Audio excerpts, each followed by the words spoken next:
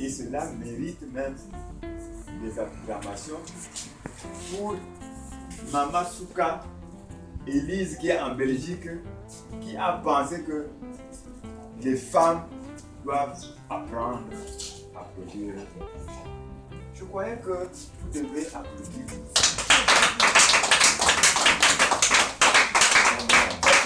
Une idée ne vient jamais seule. Hein?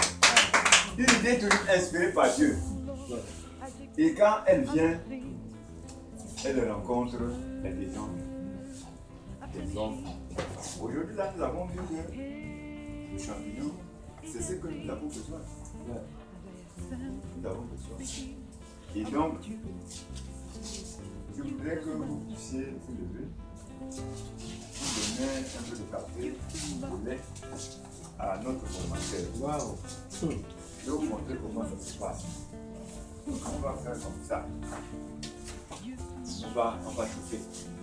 Et on ne chauffe pas assis. On chauffe le tout. On chauffe. On chauffe. Parce qu'on est content. On a fait de bonnes choses.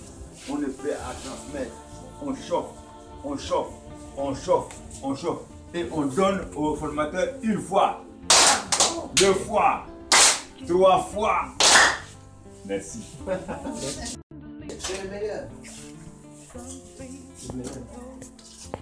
Donc, nous cultivons les champignons comestibles, donc ce qu'on mange.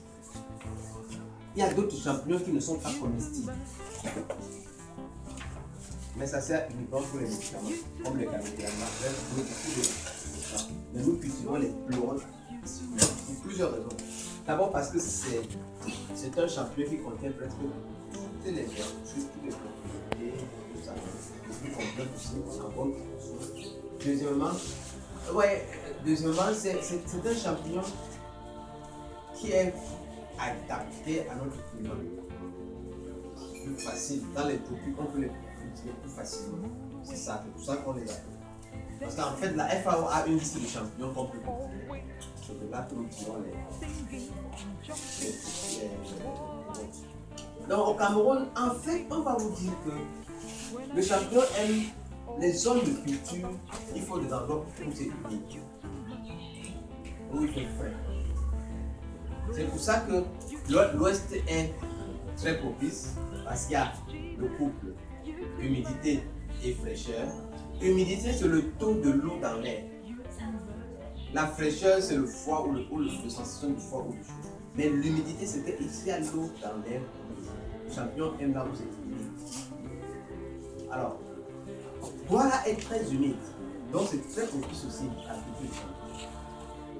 En termes d'humidité, c'est plus humide que Yaoundé. Donc les champignons qu'on sort d'ici, c'est parfois plus que ce que nous avons. Ici, il y a l'important, c'est qu'il y a trop de chaleur. Mais on compense la chaleur autrement. En augmentant le taux d'ensoleillissement, on aura ça. La zone de culture, le littoral est bien pour la culture, là où vous êtes une bonne zone. Alors, nous allons voir la pratique. Et là encore, on va lire page 7. En bas. 7 et 4. La pratique de la culture des pleurotes. Vous pouvez nous lire ça?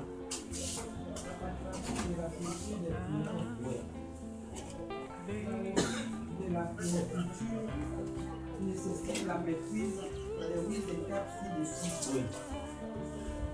L'étude de condition. Oui. Et IN, pas input. IM, corriger. Input de production. Input de production. Oui. Méthode de culture. La pasteurisation. La stérilisation. Voilà.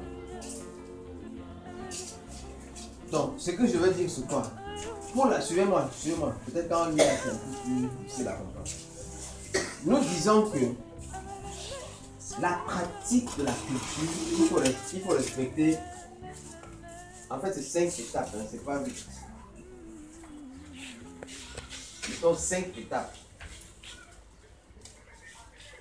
Première étape, l'input de production. Deuxième étape, moteur de culture. Troisième étape, ensemencement. Quatrième étape, incubation. Cinquième étape, fructification et récolte.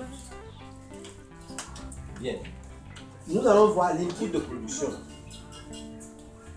L'input, là partout vous voyez M, la mettez N. Alors, l'input de production, c'est quoi? Quel est le matériel nécessaire pour la culture? Il faut quoi? Pour cultiver, il faut quoi? C'est ça qu'on va voir. Il faut quoi? D'après vous, il faut quoi? Première chose, comme dans tout investissement, vous me suivez? Suivez-moi, pardon. Je sors le livre là, ça nous dit. Regardez. Quand tu veux investir dans un domaine, élever les poulets, élever les lapins, dans n'importe quel domaine, quelle est la première chose à faire? Il faut le site. Quoi d'autre? Première chose à faire, c'est quoi? La budget. Quoi encore? Première chose. La première chose, c'est la formation. Si on te donne 5 millions pour cultiver et que tu n'es pas formé, on te donne le site, tu n'es pas formé, tu vas faire quoi? Non? L'input zéro, là même l'input zéro, c'est la formation. Comme vous savez. Parce que si tu ne maîtrises pas, même si tu prends un ingénieur ou quelqu'un d'autre, tu seras il passera toute ta vie à être dépendant. Et il peut te faire du chantage, non? Donc, la première des choses, c'est la formation. Donc, l'acquisition de la technologie. Et c'est ce que vous êtes en train de faire. Deuxièmement, pour notre cas, quand tu maîtrises déjà, quand tu es déjà formé, deuxième chose, c'est il te faut une championnière dans le site. Tu dois faire ça où? La même chose, non? Tu vas dormir. Quand un bébé va venir, tu ne peux pas son berceau. Il va dormir où? C'est sa maison, non? Donc, champignon, c'est vraiment ça. Il va loger où? La champignon. Champignon-nière. C'est comme ça pour ceux qui ne savent pas prononcer. D'accord? Donc, il faut une champignon. On va voir ce que c'est qu'un champignon. Troisièmement, il te faut la semence. La semence du champignon ne se vend pas au marché. Non. Tu ne pourras pas ça au marché. Voilà. Il te faut la semence. Troisièmement, le substrat, c'est-à-dire le support, ça va pousser sur toi. Tout ça est dans l'eau, dans ce document. Alors, revenons rapidement à la championnière. Suivez-moi s'il vous plaît, ça c'est très important maintenant. Vous êtes sûr que ça passe encore? Et puis on fait ça demain. Ça va? Ok. La championnière est un abri aménagé pour la culture. Et en fonction de l'argent que tu as, tu peux construire une championnière. Tu peux le faire en bambou, tu peux le faire en natte, tu peux le faire en contrevent, tu peux le faire en dur. Tu peux le faire en dur, tu peux le faire en terre battue. Donc tout dépend des moyens. Mais selon l'objectif de production, ça coûtera plus ou moins en fonction de l'objectif. Celui qui veut produire les champignons, il veut peut-être récolter 1 kg de champignons toutes les semaines.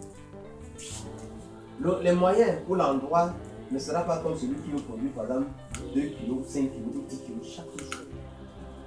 N'est-ce pas? Donc tout dépend. Quel est ton objectif? Maintenant tu vas travailler en fonction de cela. Et c'est pour ça que nous sommes là. Pour vous accompagner, pour vous dire, pour vous guider que voici ce que vous faites. Première chose c'est quel est ton objectif? Si tu veux récolter les champignons une fois tous les 2 semaines, tu peux le faire. Mais tu veux récolter 5 kg de champignons chaque jour. Donc, alors, pour une bonne champignon, il te faut un magasin. Suivez-moi bien. Pourquoi? Parce qu'il te faut stocker la matière première. Sinon, tu auras des problèmes. Nous avons dit que nous cultivons les champignons en toute saison. Si par exemple, tu utilisais les rafles de maïs, si par exemple tu utilises les rafles de maïs,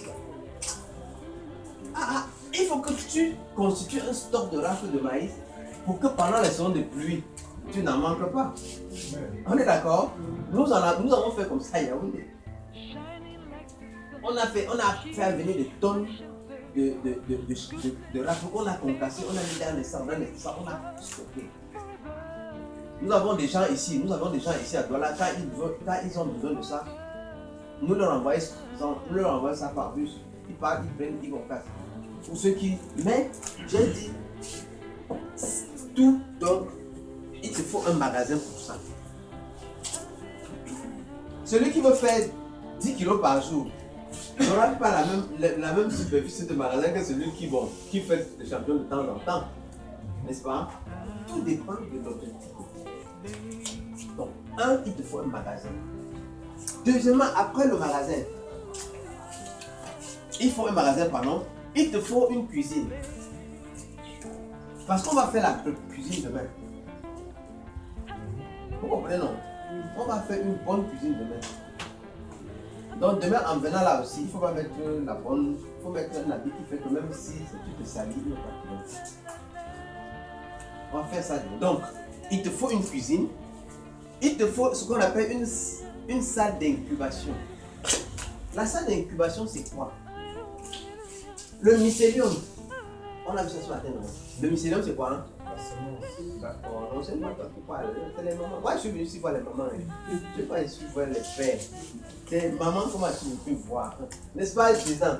Tu m'as dit que c'est les mamans, non? C'est donc les pères, nous on fait comment? On se tait. Nous on va se tait. On commence ça par moi-même. D'accord? Donc, il faut. La semence, c'est quoi? C'est ça le mycélium. Alors, il te faut ça. Il ne faut pas que quand tu veux produire, que tu manques des semences. Non. Tu sans semences, tu n'auras rien. Et comme on dit, les semences ne s'achètent pas au marché. Et le mycélium là, il se développe dans le noir. La lumière comme ça, il n'aime pas. Quand c'est dans la lumière, il ne bouge pas, il ne touche pas, il ne parle. Mais quand il y a le noir, il se développe vite. C'est pour ça qu'on appelle la salle d'incubation ou la chambre noire. C'est bon? C'est bon? Pardon, si vous le regardez, je ne sais pas les parler. Il faut quoi? Pour il te faut un magasin. Pour faire quoi? Pour stocker la matière première. Quelle que soit la matière première que tu utilises. Et on va voir les différentes matières premières. Deuxièmement, il te faut quoi? La cuisine. Parce qu'on prépare. On doit faire une stérilisation pour tuer tous les germes. On va voir ça. Il te faut une cuisine. Troisièmement, il faut quoi? La salle d'incubation. La salle d'incubation, dans la chambre noire. Le mycélium ne voit pas. Dans la journée, il ne voit pas. Donc il ne peut pas se développer. Il grandit dans l'obscurité. Ensuite, il te faut une salle de récolte. La salle de récolte, maintenant, il faut la lumière comme ça. Là. Il se développe dans le noir, mais quand il grandit, quand il sort de la terre, il veut la lumière pour s'ouvrir. C'est le même principe. Quand le champignon qui est gros là, il est par terre, quand il voit dans certains endroits, il pousse le sol comme ça pour sortir. Dès qu'il sort comme ça, il voit la lumière, il s'ouvre. C'est la lumière qui lui permet de s'ouvrir. S'il reste dans l'obscurité, il ne va pas s'ouvrir, rester toujours un comme ça. Là. La même chose avec un champignon. Quand il sort, il est noir, tu le vois, il ferme, Quand il voit la lumière, il s'ouvre. Et il donne donc ses carpophores. C'est bon, non? Voilà. Donc, si tu l'as mis dans une chambre noire, il faut que, quand il est déjà mature, que tu le mettes maintenant dans une chambre où il y a l'éclairage. Pour que quand il sort, qu'il s'ouvre. Pour donner des larges feux. C'est bon? Voilà quelques éléments. Est-ce qu'il y a une question? Donc, j'étais en train de décrire ce qu'il faut pour la champignon. Donc, une salle d'incubation, une salle de récolte. Voilà les deux salles qu'il faut. Quand tu veux faire ça, bien. Maintenant, nous avons Autre chose dont vous avez besoin des semences. Voici les semences de champignons. C'est ça les semences. On appelle aussi ça le blanc de production. C'est blanc, non? C'est blanc, non? Bon, selon la matière qu'on utilise, ça peut être très blanc comme ça ou bien comme ça. Mais toujours est-il que quelle que soit la couleur, il ne faut pas qu'il y ait des taches noires dedans. Il faut que ce soit uniforme, comme vous voyez là. Donc c'est ça le blanc. Et vous ne trouverez pas ça en vente au marché. Non. Nous-mêmes, nous les fabriquons. Ça, c'est les semences ou le blanc de production. S'il y a une question, n'hésitez pas. Maintenant, il faut le substrat aussi. Maintenant, le substrat, on a dit que c'est le support sur lequel il pousse. Voici un substrat. De maïs. Il y a plusieurs autres substrats qu'on peut utiliser. Mais en général, il y a deux catégories de substrats. Il y a ce qu'on appelle les substrats ligneux. Il y a ce qu'on appelle les substrats de micro. Mais bon, ça c'est des termes compliqués pour rien. Hein? Il y a les substrats qui produisent plus, et d'autres qui sont moins rentables. Les substrats ligneux, c'est au bois. Comme le bois, là, il y a le bois. Par exemple, le copeaux de bois blanc ou les statues de bois blanc. Bien. On va juste citer quelques substrats qu'on peut utiliser. Et ces substrats-là, tout est listé ici. Rafle de maïs, copeaux de bois blanc, pénicillium, c'est-à-dire le cicero, résidus de noix de palme, panicule de riz, bagage de canne à sucre, paille de riz, nervures de feuilles sèches de bananier. Tout ça, on peut utiliser pour faire le champignon. Et le choix d'un substrat dépend de sa disponibilité en quantité et en qualité. N'est-ce pas? Parce que si tu veux produire des champignons régulièrement, il faut que tu choisisses un substrat que tu peux avoir régulièrement. Donc selon la zone où tu te trouves, tu choisis régulièrement pour que cela ne soit pas une contrainte ou un handicap dans ta production. N'est-ce pas? Donc, nous savons que de tous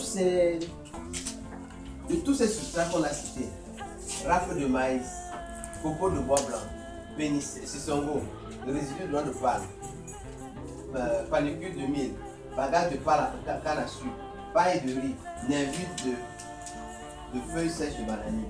D'après vous, selon là où vous trouvez, qu'est-ce que vous pouvez trouver en grande quantité et de façon permanente? Jusqu'à pour vous pouvez faire des grands stocks permanents, c'est quoi? Rafle de maïs, copeaux de bois. Et les tiges de manioc, est-ce que ça marche? Oui, même le truc de manioc, ça marche. Je n'ai même pas cité. Même le truc de manioc, ça marche. Ça marche. Tiges de maïs, de manioc, pardon. Les épluchures de manioc. Les épluchures plutôt. Oui. Les résidus de noix de palme. Voilà. Vous pouvez avoir tout ça en quantité et en qualité, c'est ça? Choisissez-moi deux que vous pouvez voir, que vous êtes sûr que vous pouvez avoir en quantité et en qualité. Rafle de maïs. Et à Douala? Oui. Vous êtes où? Nous sommes à Douala, moi je suis plus sûr. Oui, en Banga, vers Banga là. Rafle de maïs. Même banque. Oui. Là où on fait le. Rafle de maïs. Le résidu de régime de noix de palme. Le copeau de bois blanc, suivez. Pourquoi on dit bois blanc? Le champignon est tellement délicat. Il y a des essences qui sont toxiques, des bois qui sont toxiques. Puis culture de champignon, tout ça, c'est le poison de tout le monde. Donc il faut que ce soit vraiment. Maintenant, quand tu pars dans une scierie, rassure-toi que dans la scierie, ils n'ont que ça. C'est ça mon point avec le docteur, avec le bois, le scierie de bois blanc.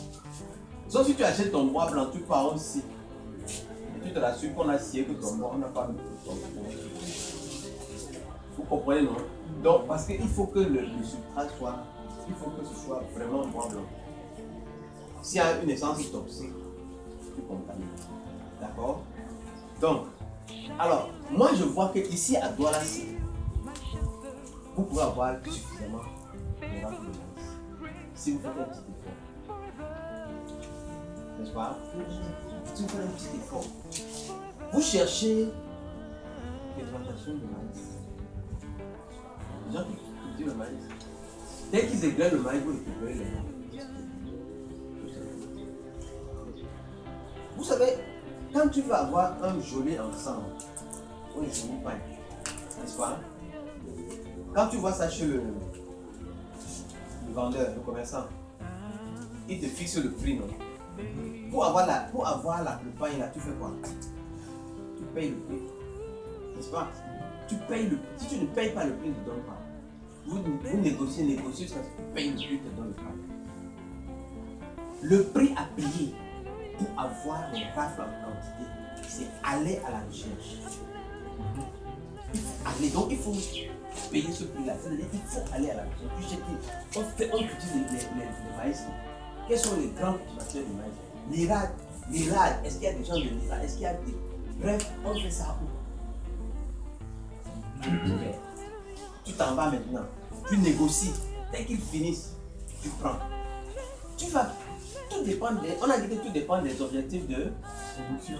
Si tu dis que tu veux t'installer et produire et cultiver comme nous on le fait, moi à Yaoundé, nous allons à Bafia, 30 km, 25 à 30 km de Bafia. On loue le camion qui part transporter les rafles.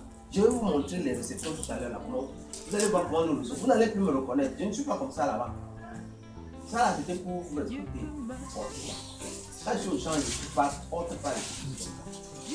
N'est-ce pas? N'est-ce pas? Oui, donc tu payes le prix là, on transporte. Tu viens, tu concades, on met dans les sacs. Donc quand tu vends, tu es sale. Les gens se moquent même de toi, non? En fait, l'or se trouve où? Dans la boue, non? Hein? Le trésor est dans la poubelle. Tu comprends? Ça. Moi, c'est ton problème là-bas. On n'est pas né ensemble. Et moi, je ne suis pas né avec une cuillère en or dans la bouche. Tu sais qu'il y a des gens qui sont nés comme ça. Ils sont nés avec la cuillère en or, donc ils ne font plus d'efforts. Donc, je cherche. Je transpire. Je récupère et quand je viens.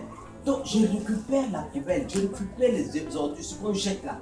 Et je fais la meilleure des viandes possibles. Ça là, c'est la meilleure des viandes. Ça. Je vous assure, moi je peux l'affirmer, c'est la meilleure des viandes. C'est des légumes. Donc, il faut que tu commences à réfléchir qu'on cultive le maïs où? On cultive où? Un président, c'est-à-dire qu'il faut que l'ONG cherche qu'on cultive où? Parce que c'est d'abord ça la manière. Si vous avez déjà ça, fini. Le reste, c'est le déjà. Parce qu'il faut en avoir en permanence. Maintenant, en tant qu'association, en tant qu'ONG, vous n'allez pas chercher à cultiver 2 kilos par jour. Vous faites quoi? C'est que vous n'êtes plus. Une seule personne peut faire plus que ça. Donc si c'est en association, vous devez vous installer. Qu'on dise, il y a telle ONG qui fait ceci. Quand les médias viennent, on voit ce que vous avez envie de faire. Et ça prend l'effort de chacun. Tel va dire qu'effectivement, dans telle zone, je sais que j'ai eu un contact pour faire les maïs. On prend le contact. Mais si vous partez là-bas, dites à la personne que je veux faire quelque chose de très important, alors on vous passe bien cher. Dis que je vais te débarrasser des déchets là. C'est un plan qu'on va donner au port. D'autres croient qu'on veut. Mais c'est vrai que de plus en plus les gens connaissent. Les gens connaissent.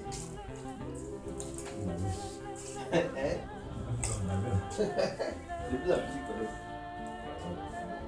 Donc, voilà un peu. Est-ce qu'il y a une question? Est-ce que vous êtes en train de chercher là où on peut trouver des sous? Il faut réfléchir à ça.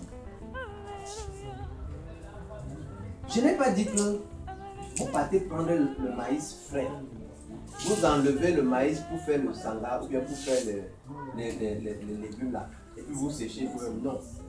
Il faut le maïs qui a séché au champ ou dans les greniers. Parce qu'il sera difficile de sécher ça jusqu'à ce que ça donne net. Vous voyez, non? Il faut ça.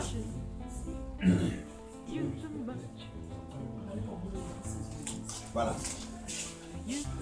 Ça va, non? Ok. Est-ce qu'il y a autre chose? Donc, nous sommes en train de voir ce qu'il faut pour que la pour réussir. Tout le matériel de production. On a vu quoi? Championnière. On a vu quoi? Non, on a vu la formation qui est niveau 0. On a vu la championnière qui est la prix pour cultiver le champignon. Ensuite, on a vu les semences. Il faut les semences, le blanc de production, c'est là. On a également, après les semences, on a parlé du substrat, c'est-à-dire le support sur lequel on a cité plusieurs substrats. Maintenant, il y a aussi ce qu'on appelle les ingrédients. Comment, pour tout culture, il faut enrichir. N'est-ce pas? Il faut enrichir le substrat. Il faut enrichir le sol, si tu veux. Jusqu'à présent, voici les ingrédients qu'on utilise. Il y a la chaux éteinte.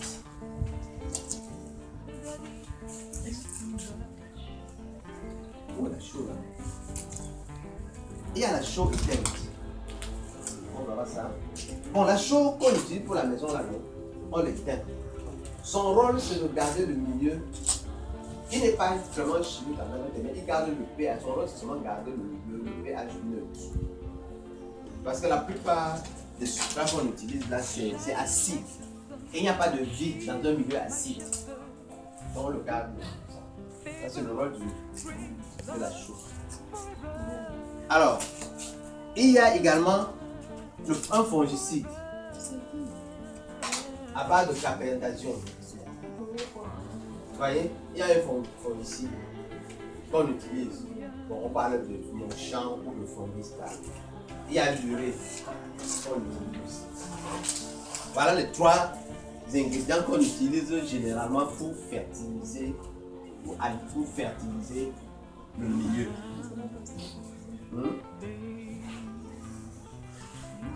Voilà.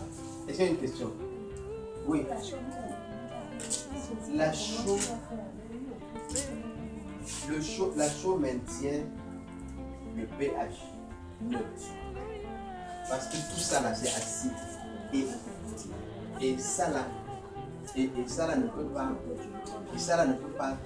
le mycélium ne peut pas vivre dans un milieu acide. Aucune vie ne se fait dans le milieu acide.